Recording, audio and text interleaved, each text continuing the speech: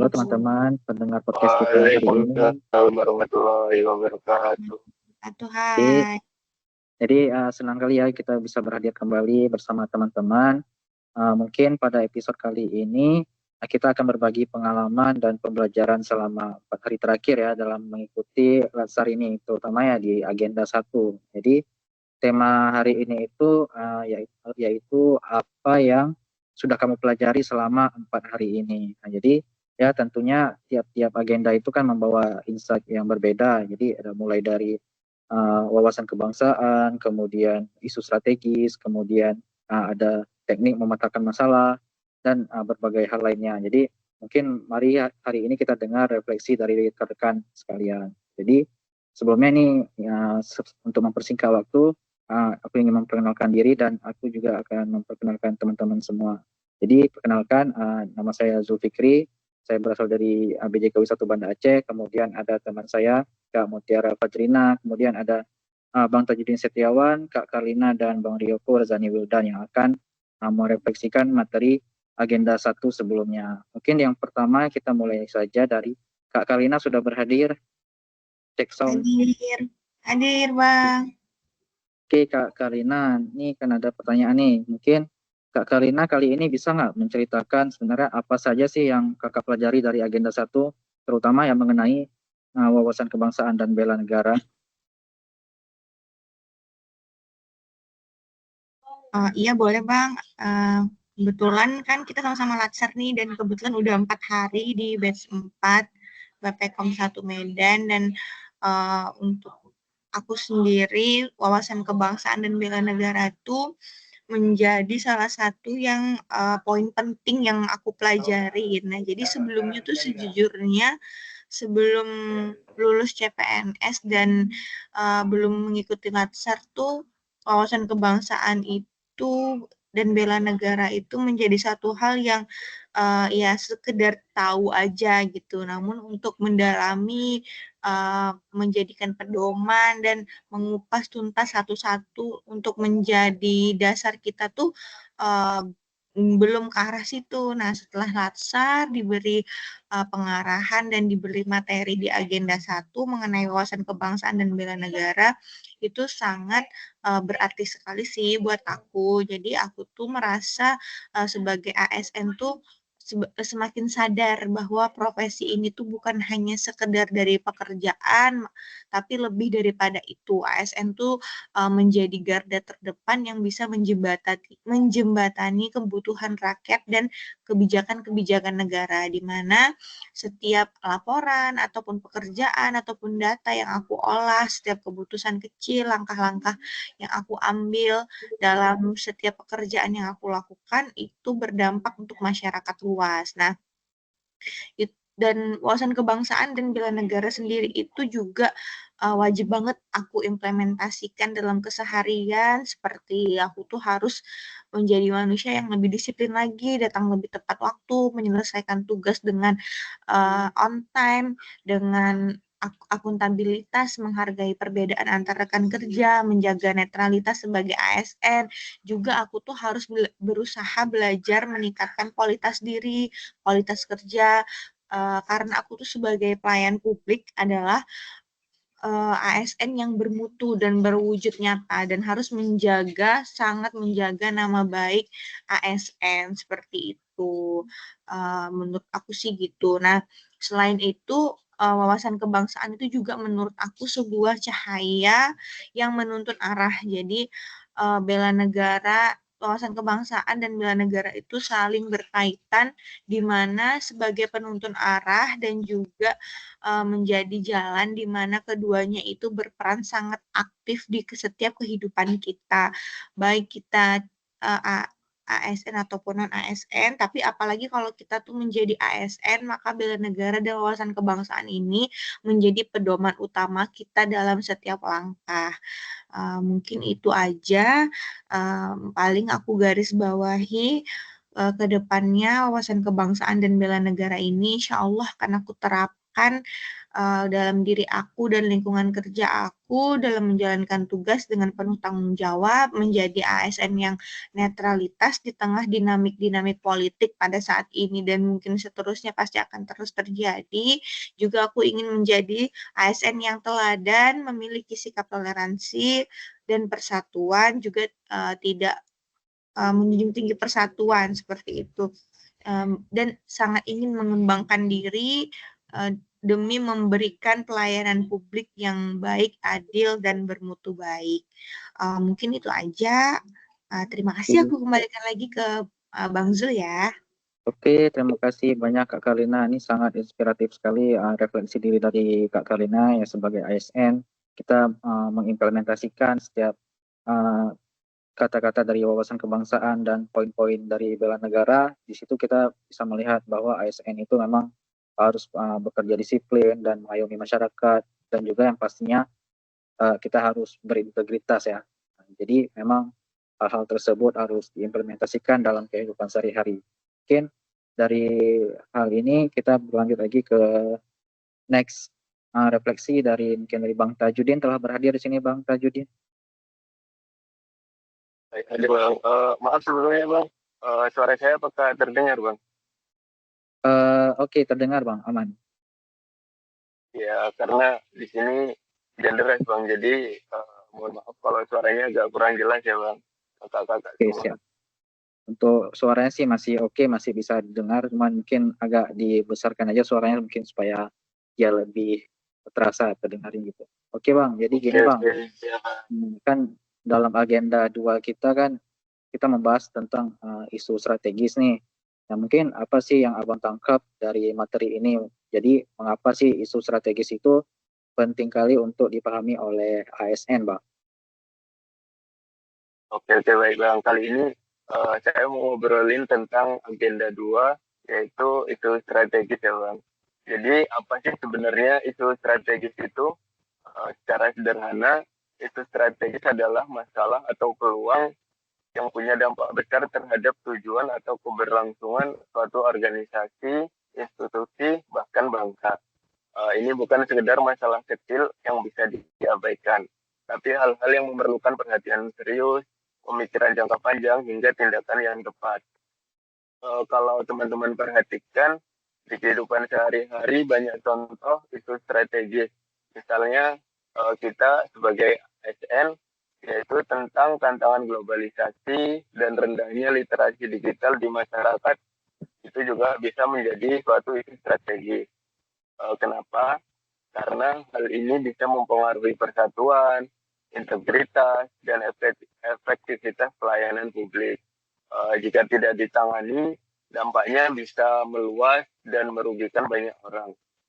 Ada contoh lain, seperti yang tema podcast kita yang lalu Bang, tentang royalti dan perlindungan hak cipta musisi. Itu juga termasuk itu strategi. Karena jika royalti tidak dibayarkan dengan adil atau hak cipta tidak dilindungi, industri musik bisa kehilangan kepercayaan publik dan musisi bisa juga berdampak dan dirugikan. Isu ini perlu perhatian, regulasi yang jelas, dan pengawasan yang baik agar semua pihak mendapatkan manfaat yang adil. Ada beberapa ciri isu strategis, biasanya yaitu contohnya yang pertama bersifat penting dan berdampak luas. Artinya yaitu dapat mempengaruhi berbagai pihak. Yang kedua, memerlukan keputusan dan kebijakan, yang berarti tidak bisa ditunda-tunda. Ada pula berhubungan dengan tujuan jangka panjang, seperti keberlangsungan organisasi atau persatuan bangsa. Ciri terakhir memiliki risiko atau peluang, yaitu artinya bisa menjadi ancaman jika diabaikan atau peluang jika ditangani dengan tepat. Nah, intinya isu strategis bukan hanya soal masalah besar yang sulit, tapi juga kesempatan untuk mengambil tindakan nyata dan membuat perubahan positif. Kita sebagai CPNS misalnya, bisa memainkan peran strategis dalam menangani isu-isu kebangsaan, digitalisasi, atau hak publik, sehingga negara dan masyarakat mendapatkan manfaat nyata dari tindakan mereka. Jadi teman-teman, setiap kali kita mendengar kata isu strategis, ingatlah bahwa ini adalah hal-hal penting yang mempengaruhi masa depan dan memerlukan tindakan yang bijak. Dengan memahami isu strategis, kita bisa lebih siap menghadapi tantangan, memanfaatkan peluang, dan berkontribusi nyata baik sebagai ASN ataupun sebagai masyarakat. Mungkin itu aja sih Bang dari saya tentang isu strategi.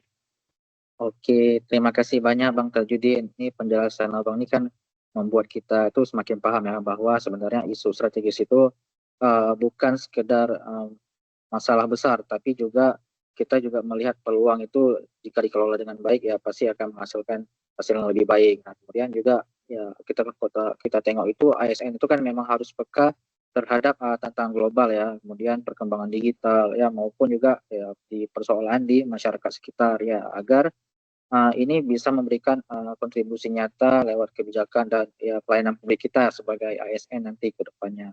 Nah mungkin ini di agenda 2 sudah direfleksikan oleh Bang Tajudin, kemudian kita beralih ke agenda 3. Di sini mungkin ada berhadir Kak Mutiara Fajrina.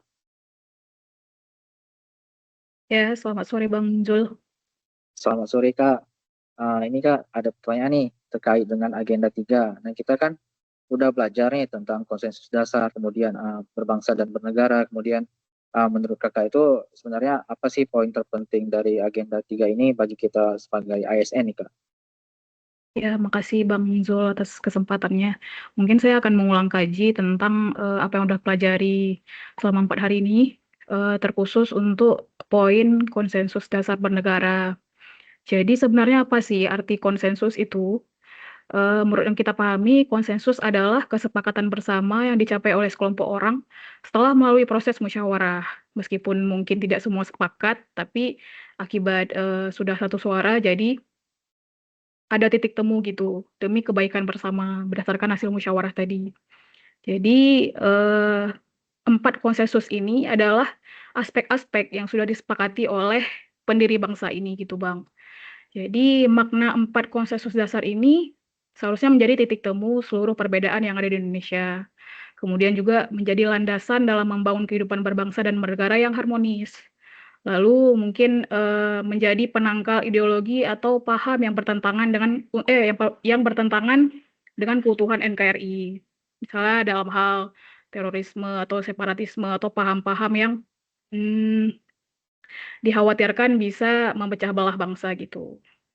Kemudian jadi apa sih 4 konsensus yang ada di Indonesia ini? 4 konsensus yang ada di Indonesia ini antara lain adalah Pancasila, Undang-Undang Dasar 1945, Negara Kesatuan Republik Indonesia, dan terakhir Bhinneka Tunggal Ika. Jadi yang pertama Pancasila. Pancasila itu seperti yang kita semua sudah ketahui adalah dasar negara. Jadi dia adalah aspek paling utama yang harus ditanamkan oleh setiap orang yang berwarga negara Indonesia gitu. Jadi Pancasila ini harus menjadi pedoman dalam bertindak, berperilaku, serta menyatukan perbedaan. 5 sila ini dalamnya biasanya mengandung, 5 sila ini mengandung nilai ketuhanan, kemanusiaan, persatuan, demokrasi, dan keadilan sosial. Lalu konsensus yang kedua adalah Undang-Undang Dasar 1945. Ini adalah konstitusi negara yang menjadi hukum dasar tertinggi. Jadi semua kebijakan-kebijakan yang ada di Indonesia ini harus selalu berdasarkan ketentuan Undang-Undang Dasar 1945 gitu.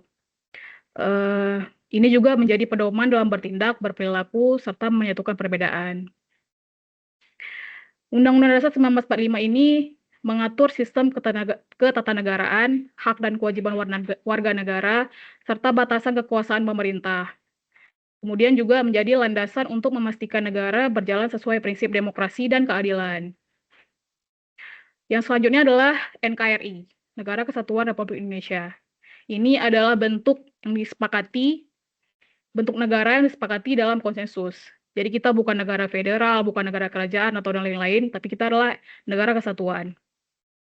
Ini menegaskan bahwa kedaulatan negara berada di tangan rakyat dan wilayah Indonesia adalah salah satu kesatuan yang utuh. Kemudian tidak memberi ruang bagi separatisme atau upaya memecah belah bangsa. Jadi di semua pulau di sini dari Sabang sampai Merauke itu adalah suatu kesatuan, tidak terpecah-pecah dan memiliki pemerintahan yang berbeda-beda. Kita tuh satu gitu. Kemudian terakhir adalah Bhinneka Tunggal Ika. Ini adalah semboyan, di mana semboyan persatuan bangsa yang berarti berbeda-beda tetapi tetap satu jua.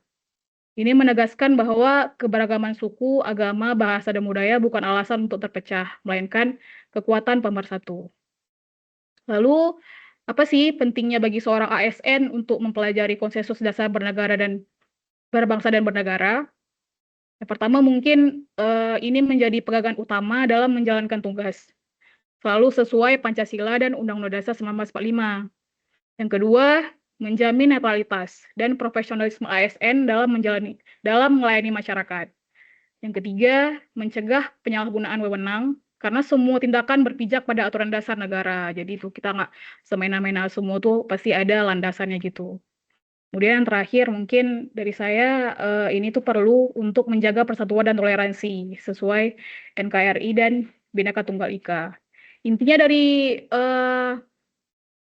materi konsensus dasar bernegara ini agar ASN bekerja tuh sesuai konstitusi, adil, netral, dan menjaga keutuhan bangsa. Mungkin dari saya itu aja sih Bang. Terima kasih.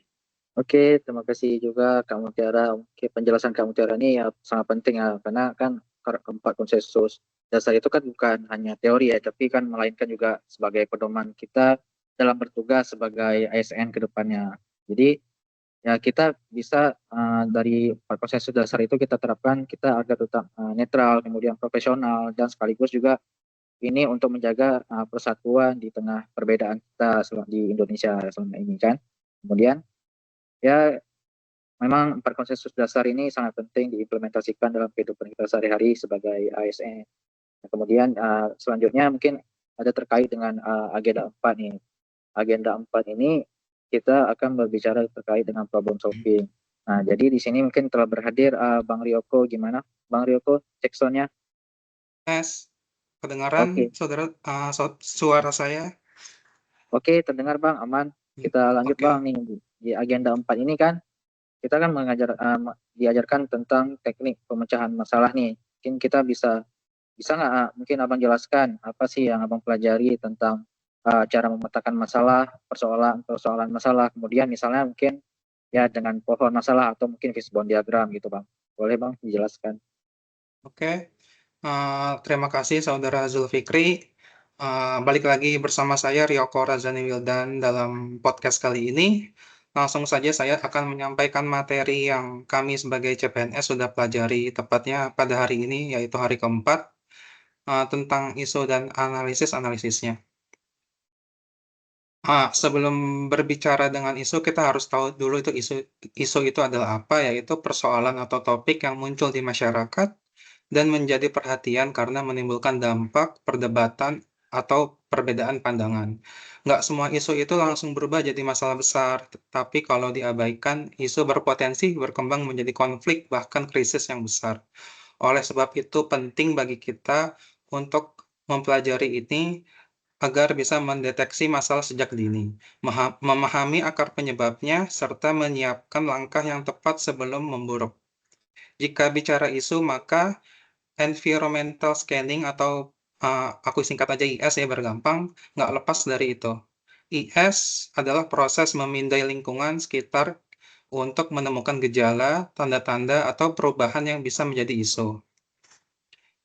IS merupakan kegiatan memindai atau mengamati lingkungan, tujuannya untuk menemukan tuntutan, perubahan, atau masalah yang muncul.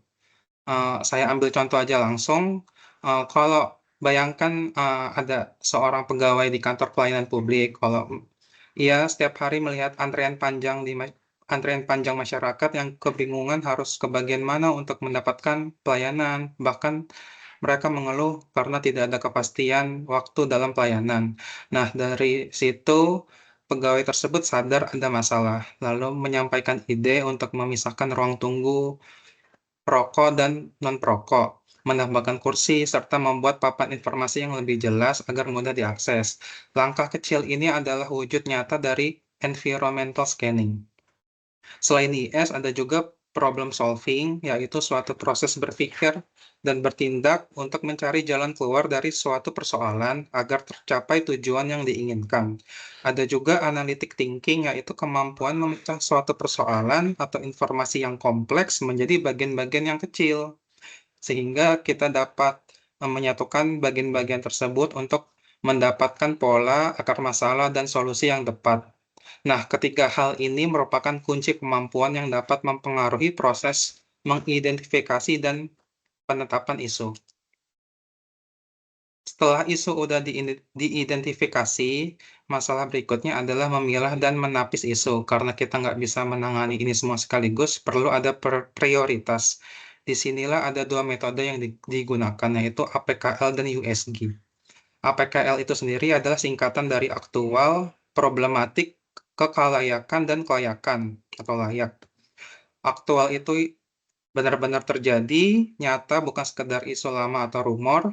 Problematik yaitu isu yang menimbulkan masalah yang kompleks dan butuh segera dipecahkan. Kekalayakan yaitu menyangkut kepentingan orang banyak, nggak cuma segelintir orang. Dan yang terakhir layak atau kelayakan itu isunya itu realistis untuk ditangani dengan sumber daya yang ada. Lalu analisis yang kedua yaitu USG, merupakan urgency, seriousness, dan growth, yaitu seberapa mendesak isu tersebut ditangani, seserius apa dampaknya terhadap masyarakat, dan seberapa besar potensi isu tersebut akan memburuk kalau tidak ditangani. Sebagai contoh di USG yaitu maraknya pinjaman online atau pinjol maupun judi online atau judol yang mendesak karena menjerat masyarakat setiap hari. Serius dampaknya dan akan terus memburuk kalau dibiarkan. Jadi isu ini masuk prioritas tinggi untuk segera ditangani. Nah, setelah memilah, kita masuk ke tahap analisis. Salah satu metode yang efektif untuk menangani isu ini yaitu problem tree atau pohon masalah. Prinsipnya kita memetakan akar penyebab, masalah inti, dan dampak. Akar masalah diibaratkan akar pohon. Misalnya dalam kasus banjir. Akarnya bisa berupa kebiasaan membuang sampah sembarangan, minimnya infrastruktur drainase, hingga kurangnya kesadaran masyarakat. Batang pohon adalah masalah inti, yaitu banjir itu sendiri, sedangkan cabang dan daun pohon adalah dampaknya, yaitu rumah rusak, penyakit, hingga menurunnya kualitas hidup masyarakat.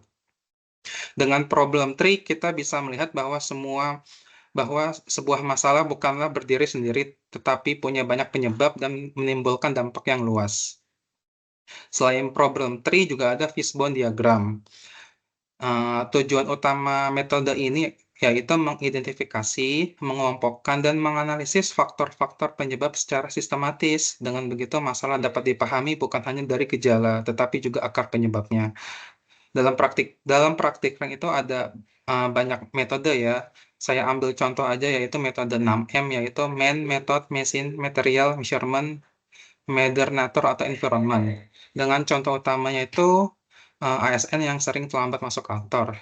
Man-nya itu ya sumber daya manusianya kurang motivasi bekerja atau tidak ada kesadaran menjaga waktu. Metodenya itu tidak ada sistem absensi yang ketat. Mesinnya itu absen berbasis GPS-nya masih dapat dimanipulasi. Materialnya itu atau sarana fasilitas tidak ada transportasi umum yang memadai atau jarak ke kantor yang jauh. Measurement atau pengukuran evaluasinya itu data absensi tidak dimanfaatkan untuk pengawasan, dan major naturnya itu atau faktor eksternal jarak ke kantornya terlalu jauh. Nah, harapannya keterampilan ini bukan hanya dikuasai oleh ASN, tetapi juga dapat menjadi pola pikir masyarakat luas, karena bangsa yang besar bukanlah bangsa yang tanpa masalah, melainkan bangsa yang mampu mengidentifikasi, menganalisis, serta menyelesaikan masalahnya dengan baik. Terima kasih sudah menyimak pendapat saya, semoga bermanfaat. Oke, terima kasih juga Bang Rioko. Ini jadi kalau kita dengar dari Bang Rioko ini kan kita jadi lebih paham nih bahwasanya setiap masalah itu kan punya akar penyebab tuh, kemudian ada inti masalahnya dan ya dampak yang luasnya itu gimana. Nah, jadi dengan metode pohon masalah atau fishbone diagram dan metode-metode lainnya itu ya kita bisa menganalisis persoalan secara sistematis ya. Jadi sehingga mungkin solusi yang diambil itu lebih tepat dan pastinya berkelanjutan gitu.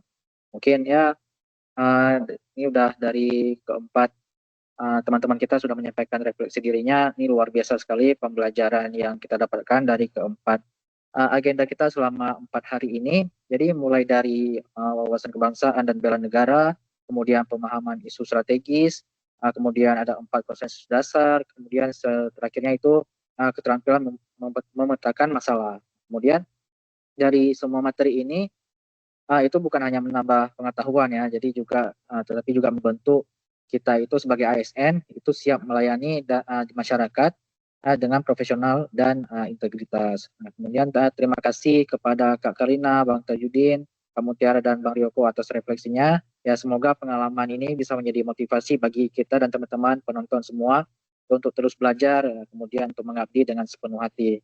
Oke, saya Zulfikri sebagai host hari ini pamit undur diri. Sampai jumpa di episode berikutnya. Wassalamualaikum warahmatullahi wabarakatuh.